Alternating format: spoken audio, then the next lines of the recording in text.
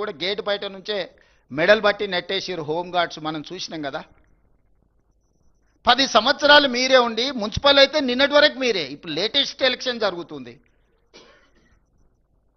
ఇప్పుడు మళ్ళీ మాకు ఓటేయండి అని బీఆర్ఎస్ అడుగుతుంది. అసలు అంటే ఏ మాత్రం కూడా మొహమాటం కానీ, అసలు సమాజం ఏమనుకుంటుంది మనం ఇంత బరితెగించి మాట్లాడడం వల్ల, ఇది ఏమైనా సమాజం ఆమోదిస్తుందా? అమరాన్ని ఎప్పుడో సామెత చెప్తుండే, బరితెగించిన కోడి అంట బజార్లకు వచ్చి గుడ్డు పెట్టిందంట. గట్లున్నది బీఆర్ఎస్ వాళ్ళ వ్యవహారం. ఇద్దరు హరీష్ రావు గారు, కేటీఆర్ గారు ప్రతి మున్సిపాలిటీ తిరిగి మాకు ఓటేయండి అని అడిగితే బరితెగించిన కోడి బజార్లకు వచ్చి గాడిద గుడ్డు పెట్టినట్టు ఉంది వీళ్ళు అడిగే విధానం, వీళ్ళు చెప్పే మాటలు.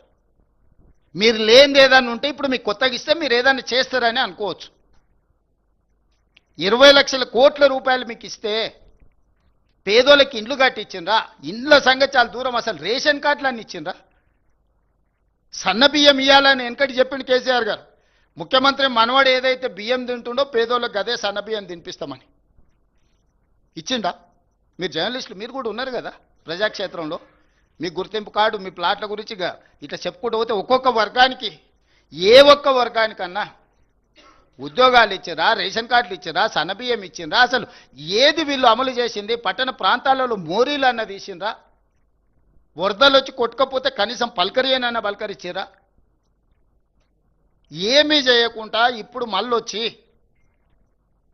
మాకు ఓటేయండి, మేము ఇరగదీస్తాం పగలదీస్తామని అంటున్నారు. జెర్సేపటికి ఏంటన్నా ఒకరో ఇద్దరు గెలిచారు అనుకో. ఇప్పుడు కేసీఆర్ గెలిచిండు, ప్రతిపక్ష నాయకుడు అయ్యండి, ఎప్పుడన్నా సభకు వచ్చిండా? నాయకుడే ఎట్లుంటే కిందోళ్ళు ఎట్లుంటారు? రేపు వీళ్ళు వస్తారా మున్సిపాలిటీకి? ఆవు చేనుల మేస్తే దూడేమన్నా గట్టు మీద మేస్తే అది కూడా గంటకే పోయి మేస్తుంది. 25 నెలలో 26 నెలలు అయింది, జీతభత్యాలు తీసుకుంటుండు, ప్రతిపక్ష హోదా తీసుకున్నాడు, క్యాబినెట్ ర్యాంక్ పవర్ ఎంజాయ్ చేస్తున్నాడు, ప్రభుత్వం నుంచి అన్ని వసతులు పొందుతున్నాడు. ఒక్కసారి కూడా సభకు రాలే. ఒక్క సమస్య మీద చంద్రశేఖరరావు గారు ప్రతిపక్ష నాయకుడిగా పని చెయ్యలేదు. ఇది మీ కళ్ళ ఎదుటనే జరుగుతున్న విషయం కదా. మిగతా వాళ్ళు వచ్చినా కూడా సభను ఎట్లా నడవకుండా అడ్డుకోవాలనే ప్రయత్నం చేస్తున్నారు తప్ప సభలో ఏమన్నా విషయాలు ప్రస్తావించరా? ఇన్నిసార్లు శాసనసభ జరిగితే రేపు మున్సిపాలిటీలో అప్పితప్పి ఆడొగరు ఈడొగరు ఎవరైనా కౌన్సిలర్లు కార్పొరేటర్లు గెలిస్తే వీళ్ళు ఆ మున్సిపాలిటీలలో జరిగే అభివృద్ధికి వీళ్ళు సహకరిస్తారా? బీఆర్ఎస్కి అసలు అర్హత ఉన్నదా ఓటు అడగడానికి? 23లో అధికారం పోయి 24 పార్లమెంటులో గుండుసున్న వచ్చి 25లో సర్పంచ్ ఎన్నికలలో చావు తప్పి కన్నులొట్టబోయి ఈ పరిస్థితిలో అహంకారం, విషము, విద్వేషపూరితమైన ప్రసంగాలు, రెచ్చగొట్టే మాటలు స్థాయికి మరిచి చూస్తుంటే మా ఈగల్ టీంకు చెప్పాల్సి వచ్చేటట్టుంది.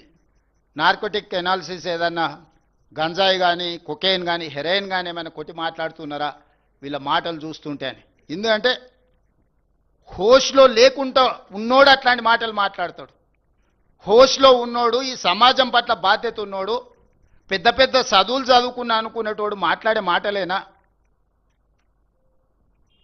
ఇలాంటి వాళ్ళకి ఈరోజు ఓటేయమని అడిగితే వాళ్ళు అడుగుతారు. ఎందుకంటే వాళ్ళకి దోపిడీ అలవాటు పడ్డది. ఏ రూపాయి కూడా ఇసుక వదలే, గాలి వదలే, నీరు వదలే, ఇండ్లు వదలే, ఏది వదలే. లాస్ట్కు భార్యాభర్తలు మాట్లాడుకునే టెలిఫోన్ సంభాషణలు కూడా వదలలే వాళ్ళ పైశాచిక ఆనందానికి. ఇదొక మానసిక రోగం, జబ్బు. ఇప్పుడు వీళ్ళు వచ్చి ప్రతిపక్షాలను, జడ్జులను, జర్నలిస్టులను, సినిమా తారల్ని, భార్యాభర్తల్ని ఎవరిని వదిలేలే వీళ్ళ పైశాచిక ఆనందంగాని. ఒక మానసిక రోగంతో, ఒక ఉన్మాదంతో టెలిఫోన్ ట్యాపింగ్ను అడ్డం పెట్టుకొని వ్యాపారస్తుల ఫోన్లు ట్యాపింగ్ చేసి వాళ్ళని బెదిరించి 100 కోట్ల రూపాయల ఎలక్టోరల్ బాండ్స్, 100 ఎకరాల భూములు రాయించుకున్నారని విచారణల విస్తుపోయే విషయాలు బయటకు వచ్చినాయి. అసలు ఈ చేసిన తప్పిదాలకు పోలీస్ అధికారులు నేరగాళ్ళని పట్టుకొచ్చినప్పుడు సిగ్గయ్య ఆ నేరగాళ్ళు ముఖానికి నల్ల ముసుగేసుకొని వస్తారు, కళ్ళకు మాత్రం ఇట్లా బొక్కలు పెట్టి. అది పోలీసులు వేయరు, వాళ్ళే వేసుకుంటారు ముఖాన్ని సమాజానికి చూపించక. రేపు మళ్ళీ బజార్లో పోయినప్పుడు ప్రజలు చీదరిస్తారు, చీకొడతారు అని చెప్పి ముసుగు తోడుకొని వస్తారు. విచారణకు పిలిచినప్పుడు అట్లా ముసుగు తోడుకొని పోకుండా ఏదో పెద్ద యుద్ధం చేసి దేశాన్ని గెలిచినట్టు చేతులు ఊపుకుంటా. అసలు ఎంత బరితెగింపు, మాటలు చేతలు, వికారపు ఆలోచనలు. వీళ్లకు మళ్ళీ మున్సిపాలిటీలో మూడోసారి కూడా మోసం చేస్తామని బయలుదేరిండ్రు వీళ్ళు.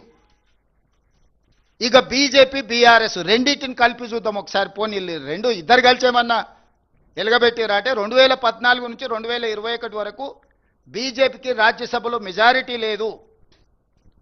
ఏ బిల్లు వచ్చినా రాజ్యసభలో ఓటు వస్తే జోగిన్పల్లి సంతోష్రావు గారు స్పెషల్ ఫ్లైట్లో పోయి రైతు వ్యతిరేక నల్ల చట్టాలు తీసుకొచ్చినప్పుడు ఓటేసింది. ప్రతి నిమిషం రాజ్యసభలో పహారా ఏసీ బీజేపీని కాపాడిను. వీళ్ళిద్దరూ దాదాపుగా 2022 వరకు పూర్తిగా మమేకమైపోయి, మనం సినిమాలలో చూస్తుంటాం, పున్నమినాగ సినిమాలు నాగుపాము పెంజరలు అన్ని అల్లిబిల్లు వేసుకొని నాగిన్ డ్యాన్స్ చేస్తుంటాయి. ఆ లెవెల్లో బీజేపీ బీఆర్ఎస్ వాళ్ళు అసలు విడదీయరానంత, ఎవరన్నా ఆ విషయాన్ని చూసినా ప్రస్తావించిన బుస కొట్టేది. అసలు మా అనుబంధం మీద మీకెందుకింత అని. ఏ విషయంలో రైతు వ్యతిరేక నల్ల చట్టాలు తెచ్చినప్పుడు కానీ, నోట్ల రద్దు చేసినప్పుడు అసెంబ్లీ పెట్టి అభినందించాడు, జీఎస్టీ తెచ్చినప్పుడు ఆదివారం పూట అభినందించాడు. ఏ చట్టం నరేంద్ర మోడీ గారు తీసుకొచ్చిన ప్రజలకు వ్యతిరేకంగా, నోట్ల రద్దునైతే అద్భుతమైన అసెంబ్లీలోనే వారు కీర్తించారు. జీఎస్టీ చట్టం, రైతు వ్యతిరేక నల్ల చట్టాలు, ట్రిపుల్ తలాక్, 370 ఆర్టికల్ రద్దు, ఇట్లా ఏది చూసినా రాజ్యసభలో 100% బీఆర్ఎస్ వాళ్ళు బీజేపీకి మోడీ గారికి అనుకూలంగా. గజ్వేల్లో మిషన్ భగీరథ ప్రారంభోత్సవానికి వస్తే హమే కుచ్ నహీ చాహియే తేరా ప్యార్ బస్ అని, ఆయన ప్రేమ ఉంటే అందులో అమరత్వం పొందుతా అని చెప్పి, నరేంద్ర మోడీ గారి ప్రేమలో చంద్రశేఖరరావు గారు అమరత్వం పొందుతా, నాకు అంతకు మించి ఇంకేం అవసరం లేదు ఈ జన్మకని యుగల గీతం పాడుకున్నది మోడీ గారు, కేసీ గారు కాదా? మీరు అందరు చూడలేదా? మరి మీరంత పెనవేసుకున్న బంధము, పేగు బంధం ఉన్న తెలంగాణకి ఏమైనా నిధులు తేవడానికి వాడినరా? ఈ రోజు కూడా మేము ఇచ్చిన కాళేశ్వరం ఏటీఎంగా మార్చుకున్నారు, 1000 కోట్ల రూపాయల అవినీతి జరిగిందని మోడీ గారి నుంచి అమిత్ షా వరకు చెప్పినారు. కిషన్ రెడ్డి గారైతే ఒక అడుగు ముందుకేసి అసలు కాళేశ్వరం కేసు సిబిఐకి అండి 48 గంటలలో వాళ్ళని అరెస్ట్ చేసి లోపల పెడతా, నీతో చేతనైతలేదా రేవంత్ రెడ్డి గారు అన్నారు. ఓయబ్బ కిషన్ రెడ్డి పైల్వాన్ బయలుదేరండి, ఏదో అయ్యేటట్టు ఉంది, 6 ప్యాక్ ఉన్నది సార్, మొత్తం ఒక గుద్దుకే ఖతం చేసేటట్టు అని చెప్పి, ఓకే సార్ మంచిది, నువ్వు బలవంతుడి కానీ అని ఇచ్చిన. 6 నెలలు అయింది, ఎక్కడుందే? ఫార్ములా ఈ రేస్ ఈడీ దగ్గర ఉంది, ఎక్కడుందే? ఎందుకు ఈడీ వాళ్ళు కేటీఆర్ని అరెస్ట్ చేస్తలేరు? ఎందుకు హరీష్ని కేసీఆర్ని సిబిఐ విచారణ కన్నా పిలుస్తలేదు? అంటే ఇన్నాళ్ళు మీరు సహకరించిన సహకారానికి తిరిగి వాళ్ళు ఇది క్విట్ ప్రోకో కాదా? మీ ఒప్పందం అనుబంధం ఒక్కటి కాదా? వీళ్ళ అనుబంధం ఏ రకంగా ఉందో ప్రజలు గమనిస్తలేరా? వీళ్ళు గమనించడం లేదని వీళ్ళు అనుకుంటే, పిల్లి కళ్ళు మూసుకొని పాలు తాగితే పిల్లి అనుకుంటుండొచ్చు పిల్లి ఎవరిని చూస్తలేదు, కానీ పిల్లిని ఎవరు చూస్తలేరు అనుకుంటే ఎట్లా కుదురుద్ది? ఈరోజు బీజేపీ బీఆర్ఎస్ అనుబంధం కూడా ఇలాంటిదే. కాబట్టి బీఆర్ఎస్ ఓటు అడిగే అర్హతనే లేదు.